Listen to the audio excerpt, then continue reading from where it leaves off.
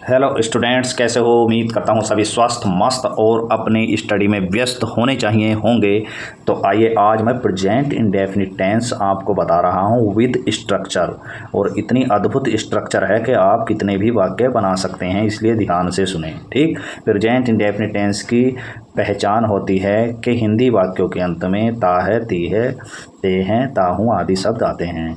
कर्ता की आदत प्रकट होती है, सत्य प्रकट होते हैं, ऐतिहासिक सत्य प्रकट होते हैं। तो ये प्रेजेंट इंडेफिनिट टेंस हमारा होता है। ठीक, अब इसमें देखिए सबसे पहले पॉजिटिव सेंटेंस बता रहे हैं। कौन से? पॉजिटिव, जिन्हें हम कहते हैं अफर्मेटिव, पॉजिटिव या अफर्मेटिव। ठीक है, अफर्मेटिव। तो अफर्मेटिव या पॉजिटिव सबसे पहले साधारण वाक्य होते हैं। उनमें क्या होता है कि जो भी प्लूरल सब्जेक्ट होते हैं, जैसे आई प्लूरल सब्जेक्ट, बहुवचन सब्जेक्ट माना गया है। यू तो होता ही है प्लूरल, और इसमें वी ये प्लूरल है यानी कि बहुवचन, और ये दे, इनके साथ आती है मेन वर्ब की फर्स्ट फॉर्म। क्या आती है? मेन वर्ब की फर्स्ट फॉर्म। ठीक है, लेकिन प्रेजेंट इंडेफिनिट के अफर्मेटिव में जब कर्ता एक वचन हो, यानी कि सिंगुलर नंबर हो या सिंगुलर कर्ता हो, जैसे ही, सी, इट, तो इनके साथ एक वचनकर्ताओं के साथ आती है V5। ये क्या है? V5, यानी कि V5 का मतलब है, V5 का मतलब क्या हो? बराबर होता है V1 में S या ES, V1 प्लस S या ES। ठीक है, इसमें जोड़ देंगे। ठीक, तो ये देखो एक वचन करता ही है, सी है, इट है, इनके साथ वर्क्स आया है, एस वाली फॉर्म आई है, फर्स्ट फॉर्म। अब इसे हम बोलते हैं, कैसे हम वाक्य बना सकते हैं, कितने वाक्य बना सकते हैं। जैसे मैं काम करता हूँ, आई वर्क, मैं काम करता हूँ, आई वर्क, तुम काम करते हो, यू वर्क। लेकिन अगर एक वचन है, ही, वह काम करता है, तो ही वर्क्स एस लगेगा, यानी कि V5 लगेगी। इसे V5 या V1 में फर्स्ट वी मतलब वर्ब की फर्स्ट फॉर्म में एस या एस वाली फॉर्म कहते हैं। ठीक, उसका नाम हमने रख दिया V5। ठीक, तो ही वर्क्स वह काम करता है, सी वर्क्स अगर लेडीज काम करती है, सी वर्क्स वह काम करती है, इट कोई बेजान वस्तु या जैसे कुत्ता, इट वर्क्स वह काम करता है, यानी कि एनिमल होगा कोई, तो इट वर्क्स वह काम करता है। फिर आया वी, ये प्लूरल सब्जेक्ट आया, फिर तो वी वर्क हम काम करते हैं, दे वर्क वे काम करते हैं। तो वर्क के स्थान पर अगर हम एक वर्ब बदलते हैं, स्टडी बदल दो, STUDY। ठीक है, स्टडी।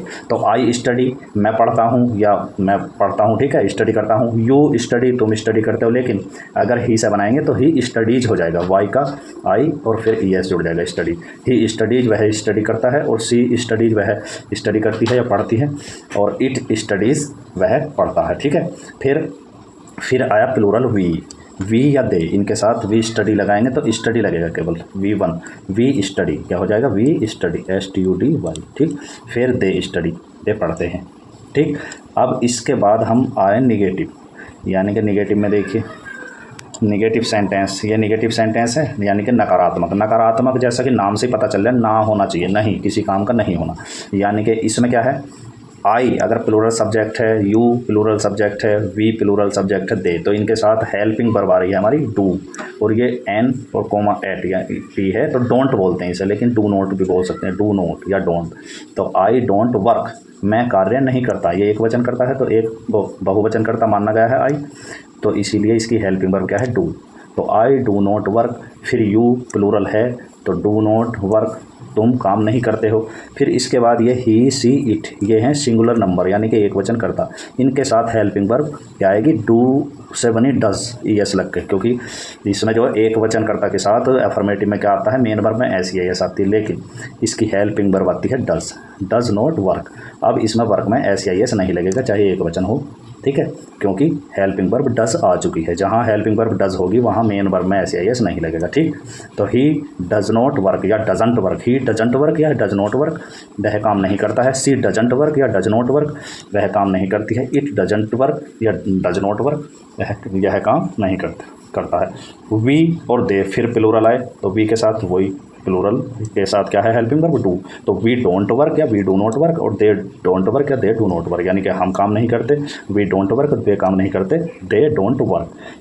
इसके बाद हम नेक्स्ट चलते हैं, यानी कि इसके बाद हम निगेटिव, पहला अफर्मेटिव हो गया हमारा साधारण वाक्य, और फिर निगेटिव। अब इसके बाद क्वेश्चन, यानी कि यस नो टाइप, यानी कि जिसका उत्तर हम यस में या नो में देते हैं वे, यानी कि कहने का मतलब यह है कि इनमें जो है क्या शब्द शुरू में हो, अगर वाक्य के शुरू में क्या शब्द हो हिंदी में तो समझ लो क्या कि अंग्रेजी तो हम रखते नहीं WHAT, लेकिन उसकी हेल्पिंग वर्ब कर्ता के अनुसार हम उनकी हेल्पिंग वर्ब्स आगे रखते हैं और इनमें ही क्या का अर्थ निकल आता है। ठीक है, तो अब देखिए ये, ठीक है, इसके बाद बस जब हम हेल्पिंग वर्ब आगे रखेंगे तो डू आई वर्क, क्या मैं काम करता हूँ, क्या मैं काम करता हूँ, प्रश्न चिन्ह भी लगाएंगे क्योंकि प्रश्न शुरू हो चुके हैं। डू यू वर्क, क्या तुम काम करते हो।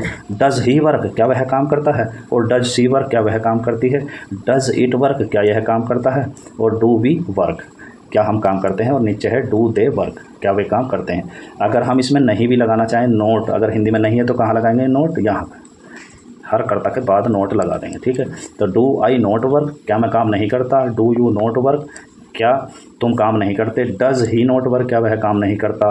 डज सी नोट वर्क, क्या वह काम नहीं करती। डज इट नोट वर्क, क्या यह काम नहीं करता। और डू वी नोट वर्क, क्या हम काम नहीं करते हैं। डू दे नोट वर्क, क्या वे काम नहीं करते।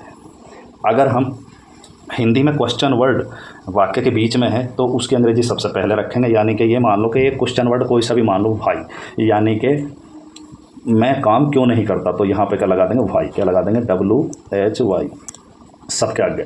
Y do I not work, मैं काम क्यों नहीं करता। Why do you not work, तुम काम क्यों नहीं करते। Why does he not work, वह काम क्यों नहीं करता है। और why does she not work, वह काम क्यों नहीं करती है। Why does it not work, यह काम क्यों नहीं करता है।